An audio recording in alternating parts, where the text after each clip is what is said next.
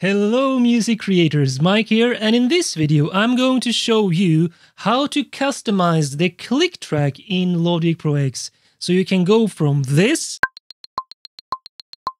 to this. Let's check this out right now. Tip number 1 is to change your metronome settings, and this is the main way to customize your click track. So you can go up to the menu, record metronome settings here, or if you have it available here in your control bar, as I have here, you can just right click this icon and then choose metronome settings. And there's actually quite a lot you can do in here. First, you can set the actual beat where you want the metronome or click to sound. So, of course, each bar, you can have that. So listen. And I also want to have it on each beat. And in 4/4, you will get that 1, 2, 3, 4. Right? If you want to, you can also have it on division. So for 4/4, this is 16th division, as you can see right here. And you can also choose this group for compound time signatures, so not usually activated. So bar and beat I always have activated, and then the division here. Next, you can actually set which tonality these clicks have. So if I just solo this, you can only hear the click.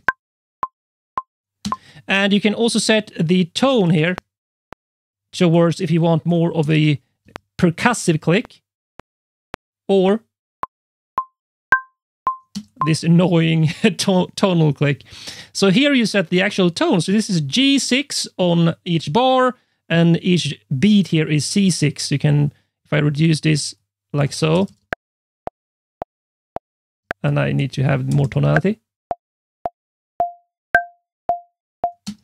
And obviously that was way too low. And you can have the divisions much higher. And you can also set the levels in velocity here. So the bar is here much higher than the surrounding beats. So you can more clearly hear it. And of course the overall volume of the entire metronome. Right, so that is the metronome settings. Tip number 2 is to go into the mixer, and then if you click on all here, you can actually see the instrument or track that is generating the click. It's simply called click here, and the instrument is here, Klopfgeist. And this is actually just a simpler version after you have created your main metronome settings. You can go into this here. It's in the mixer again here, just Klopfgeist, and you get this window. And here you can set the tonality, a damp factor,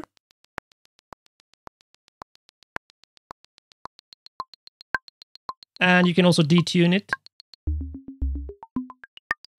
So you can do some stuff in here. If you set it to mono, there will be no tonal difference, even in tonality. I like to use it in poly and have that difference as I showed you in the main metronome settings. And also you can set the level via velocity here to the range which you prefer.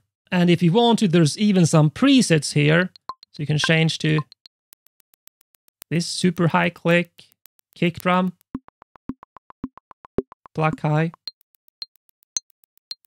So most of us find metronomes or click tracks super annoying, so the purpose of this is to find something that is not too annoying to you, but that you can still hear clearly, because the point is you're going to record new parts while listening to the music, so the click track has to be heard.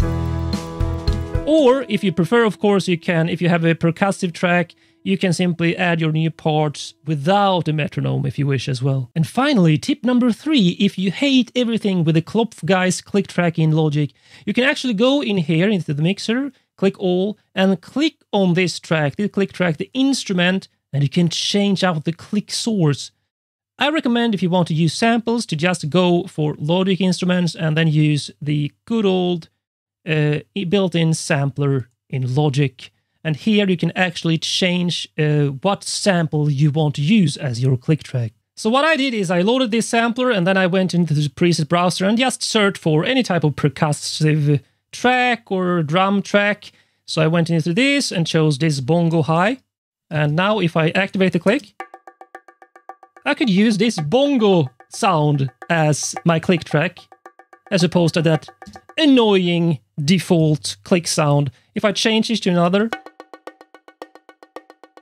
super easy like this. And the advantage is that you still have it as a click track. So if I close the piano roll here, if I have something playing, of course I could use this percussion track, but let's say that is a big hall reverb, it's super washy and not that clear. I want that dry sound, so I can now still activate or deactivate the metronome, clicking K on my keyboard right here. And I can even go in here and customize the volume still, like this. So of course, these settings doesn't apply anymore since I used another instrument, but I mean, sometimes it's just a matter of applying a good level for your click track.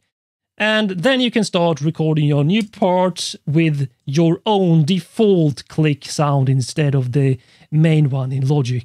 Now it's time for my powerful bonus tip for you. So if you go into the metronome settings, and let's keep the instrument open, the sampler open, I actually chose a dry standard drum kit as my source for the click track. Now next you go in here and then you set the bar and set the actual note output for that bar click. Now you can choose, for example, let's say C2. I know that C2 here for standard MIDI drum map is the kick drum. Like everyone is now a kick drum. And let's say the beat, let's activate that. Let's do the D2. Okay, so that's a snare drum. So now you have a kick on every bar and a snare here. And then let's go for let's see, F sharp 2. Here is the closed hi-hat sound on each division. So now you have this drum backing track as your click track. And if you want to change it, let's say I'm going for, let's see, where is it? I think C sharp 3 is the first crash in the standard MIDI mapping. Let's see. Yeah. If you really want to mark every one with your click track, you can do that by using a crash symbol. You can reduce the velocity so it's much lower. And as you can see, this makes it super powerful, because if you use these customizations, now you don't need to use this. You can use your favorite drum and percussion plugin and use, or a sampler, to use whatever kit you want to create your own custom click track in Logic Pro X. Now choose which video you are going to watch next, or you can check out the amazing bonuses in the video description.